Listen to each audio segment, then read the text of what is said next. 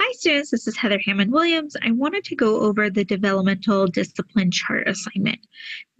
This assignment in particular is a very simple assignment, but it can be confusing. So let me kind of go over it to kind of make sense. So with this, you are going to pick the age of child that you want to do. So the age span that you can pick from is from 2 to 8. You can decide which age group. So let's say you pick the age 3. You have to stick with that age group for all the examples of the developmental chart. So pick your age wisely, which is going to be helpful for you. And maybe it's the age that you like or whatever. I don't mind. So with this, what you're going to be doing is you're going to be completing 3 parts, which are going to be considered one example. So you're going to have your milestones, you're going to have your mistaken behaviors, and you're going to have your developmentally appropriate responses. So this is all, these 3 items together is going to be one example. So with this one example, I know it gets a little confusing here. We're doing math. Math is not our strong suit, right? I know it's not really mine. You're going to have 15 examples total. So you're going to have 3 examples per developmental domain. So let me kind of start going through to kind of, if I didn't lose you now, maybe I lost you already. But let's kind of go and explain a little bit more. So with the developmental milestones, so this is what you're going to have to know child development. So hopefully you take that one up my class. If not, I think you have to take this class. I'm not really sure, but I think you do. You can use your child development textbook or the textbook we're using right now, but the 105 textbook or any child development textbook will be good for this part. So depending on what age group you pick. So let's say you pick 2-year-olds. And we kind of know, like, we're looking at typical milestones for this age, like developmental milestones. 2-year-olds, they kind of like to defend their possessions. They don't really play that well with others, right? It's mine, me, which is okay because that's age appropriate. So with this developmental milestone, you have to know the age group and you're going to be giving me examples. So you're going to be giving me 3 examples on fine, most, groter. So it can be a combination of fine and gross, whichever one, that will be kind of age related too. You're going to need 3 examples. You're also going to need 3 examples of cognitive, 3 examples of social, 3 examples of emotional, 3 examples of language, which are going to equal 15. However, these need to connect. So let me talk about connection if I haven't totally confused you already. Hopefully I didn't. So we did the developmental milestone, and then we're going to do a mistaken behavior. So it all needs to connect to your one example. So our first one, our milestone was 2-year-olds tend to defend their possessions when playing with others. That's very typical for that age. Then we're going to have a mistaken behavior. So this mistaken behavior is really more adult related. I want to emphasize this. So what is how do we misinterpret their behaviors and actions, especially if we don't understand child development? Now, some of you are naturals and really know child development. So you're like, I never participate in mistaken behavior. And I'm like, okay, that's great. But we're talking about in general, what do adults typically do wrong or not fond of this age connected to that example to kind of help with that. So one thing we can say, like, 2-year-olds don't like to share. Or you can give an example where a teacher is telling, like, poor little Johnny who's 2, Johnny, you need to share. If you can't share, I'm going to take it away. Because that's what they like to do, right? Not appropriate. We're going to teach you better skills in this class. But, that is a mistaken behavior.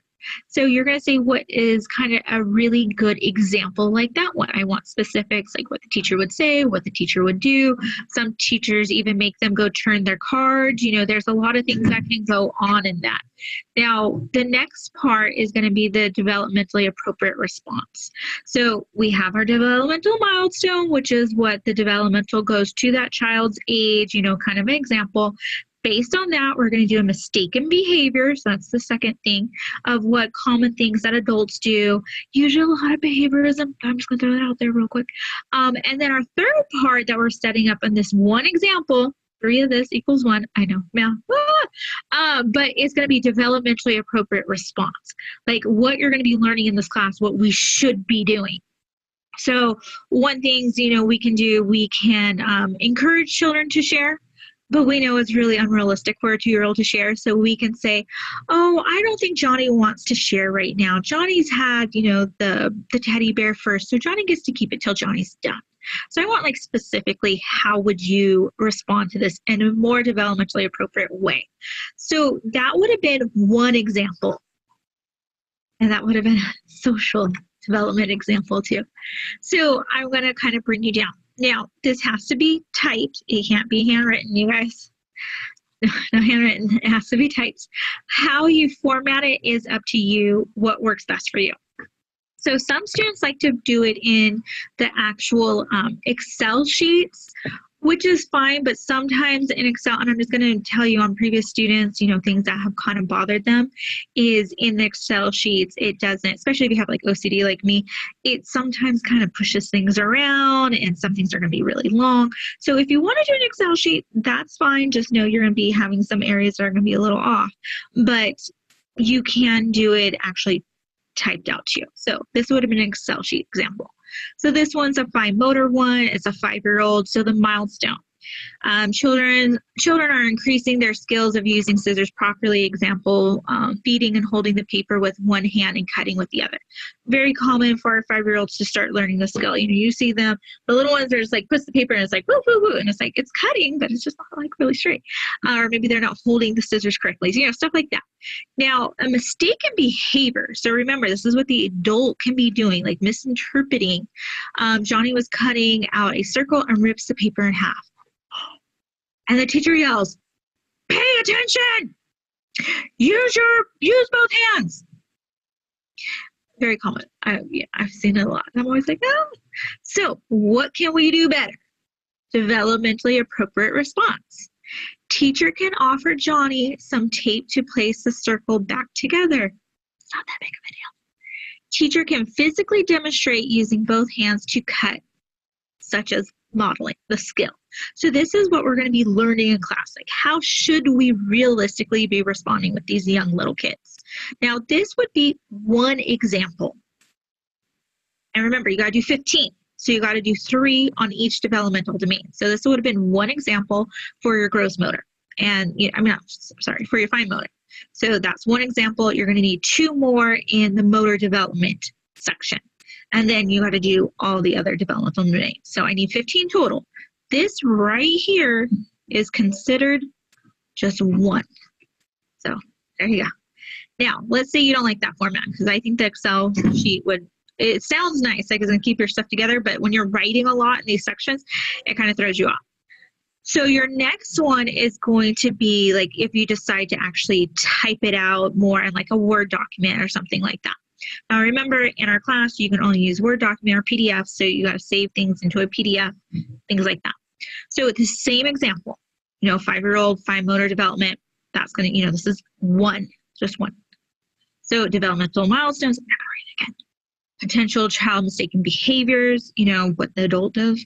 And then the developmentally appropriate response or suggestions for guidance is what we're going to be calling it. So I've already gave you the example. This is just a different way to write it. Whichever way you decide to write it is fine. And this would be considered 1. And you need to do 15.